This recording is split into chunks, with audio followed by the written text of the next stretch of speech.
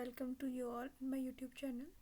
हमारी आज की वीडियो रहने वाली है जो साइंस का चैप्टर फर्स्ट है, केमिकल रिएक्शन एंड इक्वेशंस, जो है क्लास 10th का फर्स्ट चैप्टर। तो इससे जो सीबीएसई की साइड है उसमें कुछ एमसीक्यूज अपलोड हुए हैं।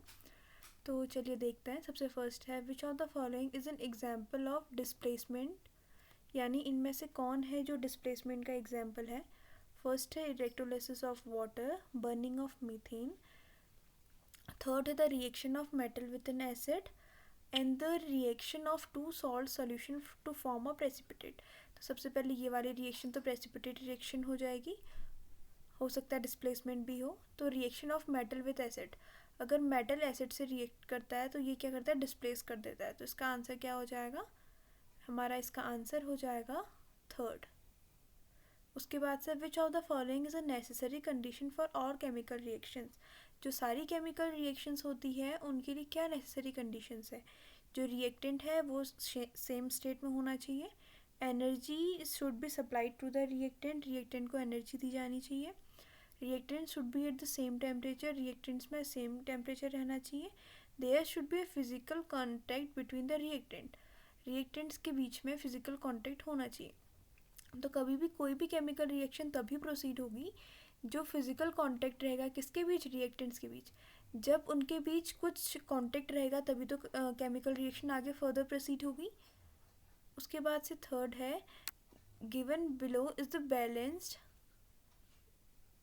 जो अगला दे रखा है हमें, given below is the balance chemical equation for the thermal decomposition of lead nitrate. तो लेड नाइट्रेट का यहाँ पर थर्मल डिकम्पोजिशन हो रहा है PbNO3 का होल्ड वाइज।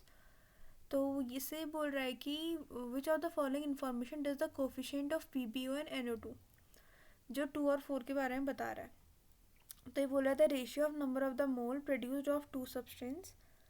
अगला है the ratio of a number of atom in two substance, the ratio of the mass produced by two substance and the ratio of the density of two substance. तो ये बता रहा है moles. तो ये थे 3 क्वेश्चंस जो है MCQ, ये जो है CBSE की साइड में ही मिला है। तो ये क्वेश्चंस आपके एग्ज़ाम के लिए बहुत इंपॉर्टेंट रह सकता है। उसके बाद है diagram below show that the setup of the electrolysis of water. Electrolysis हो रहा है यहाँ पर वाटर का। हाइड्रोजन कैथोड है, ऑक्सीजन एनोड है, ये टेस्ट ट्यूब्स है, रबर स्टॉपर है, ये ग्लास कंटेनर है। तो यहाँ पे कैसी रिएक्शन प्रोसीड हो रही है, इलेक्ट्रोलाइसिस हो रहा है तो इलेक्ट्रोलाइटिक डिकम्पोजिशन रिएक्शन हो रही है। बी है, explain why the example of endothermic reaction. अब एंडोथर्मिक्स क्या होता है, हीट एब्जॉर्ब होती है इसमें, और एक्सोथर्मिक में जो हीट होती है इसमें है हीट एब्जॉर्ब हो रही है, और एक्सोथर्मिक में हीट क्या होती है, रिलीज होती है। तो ये क्या हो जाएगा हमारा, हीट रिलीज होगी तो एंडोथर्मिक। उसके बाद से the test tube containing hydrogen is removed carefully from the apparatus. इसको रिमूव किया तो, और जैसे ही हम मैच स्टिक्स ले गए इसके पास तो ये बर्निंग होने लगा पॉपअप साउंड के साथ। तो पॉपअप साउंड के साथ कौन बर्न होता है, यानी वहाँ पे को क्या प्रेजेंट है, हाइड्रोजन प्रेजेंट है। तो सबसे पहले इसकी जो इक्वेशन बनेगी वो क्या बनेगी, देखिए ये हो जाएगा, वाटर है 2H2O प्लस यहाँ पे को हीट एनर्जी क्या हो रही है, एब्जॉर्ब हो रही है। तो यहाँ पे को हम लिख देंगे हीट एब्जॉर्ब। इससे हमें क्या मिलेगा, पॉपअप साउंड है तो एक हाइड्रोजन होगा, और अगला हमारे यहाँ पे क्या बन जाएगा, ऑक्सीजन O2। अगर हम ये इक्वेशन को बैलेंस करेंगे तो यहाँ पे हमारा आ जाएगा 2H2। उसके बाद से है fifth question, 8 identical iron blocks are placed on the ground in two arrangement X and Y are shown below.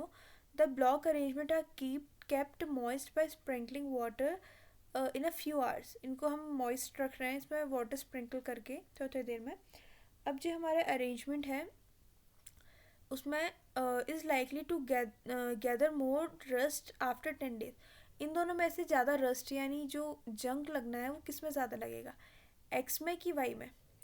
तो देखिए सबसे पहले जो हमारा अरेंजमेंट है वाई, इसमें ज़्यादा लगेगा। क्योंकि क्या है, देखिए जो रस्टिंग है वो एक सरफेस फिनोमिना है, सरफेस में होता है रस्टिंग, बीच में मिड में तो होता नहीं है, तो सरफेस फिनोमिना में है। इसमें ज़्यादा सरफेस कहाँ खुला है, एयर में खुला है, ज़्यादा सरफेस एयर में खुला है, तो इसमें क्या होगी, ज़्यादा रस्टिंग होगी एज़ कम्पेयर टू एक्स। उसके बाद से है the following chemical equation does not present a chemical reaction that take in place. उसके बाद से देखिए इसमें क्या होगा, state what need to be changed in the equation above to represent the correct reaction between Fe and O। यहाँ पे क्या होना चाहिए, वाटर होना चाहिए स्टीम के फॉर्म में, नॉट अ लिक्विड, तो हमारा ये फॉर्मेशन होगा। Tirupati mixes a aqueous solution of sodium sulphate and aqueous solution of copper chloride, will the lead double displacement reaction. Double displacement में क्या होता है, आयंस का ट्रांसफर होता है, तो क्या यहाँ पे को डबल डिस्प्लेसमेंट रिएक्शन होगी, यहाँ पे कोई रिएक्शन ही नहीं होगी। क्यों, क्योंकि all the ions will be in the solution, सारे आयंस का सोल्यूशन में है।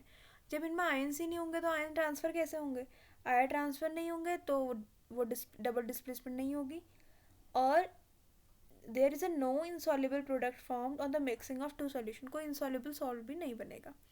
उसके बाद दिलीप कंपेयर कर रहा है combining reaction of the decomposition reaction which chemical substance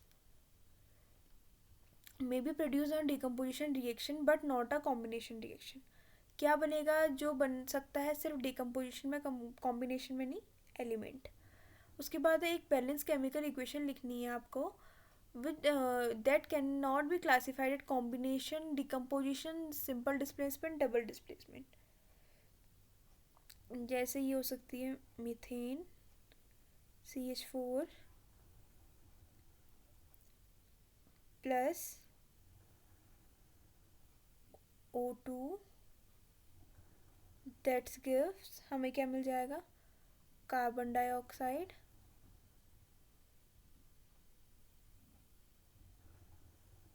plus H2, ये H थर्ड डिस्प्लेस हो गया है H2, इसको आप O कर लीजिए। इसके बाद से last and final question, Tina finds a paper covered with a white substance of the chemistry lab. She keeps the near paper at the window of the lab, comes out, pick it and for 5 hours take to home, notices the white substance turn into grey। तो ये जो substance होगा, likely substance paper day टीना found, ये क्या हो जाएगा, silver chloride या silver bromide. ठीक हो गया। तो ये था हमारा आज की वीडियो, क्योंकि ये फर्स्ट चैप्टर की मोस्ट लाइकली जो पेपर में आ सकते हैं ऐसे MCQs, तो हर चैप्टर के ऐसे MCQs के लिए देखते रहिए हमारे चैनल को। So thanks for watching, bye bye.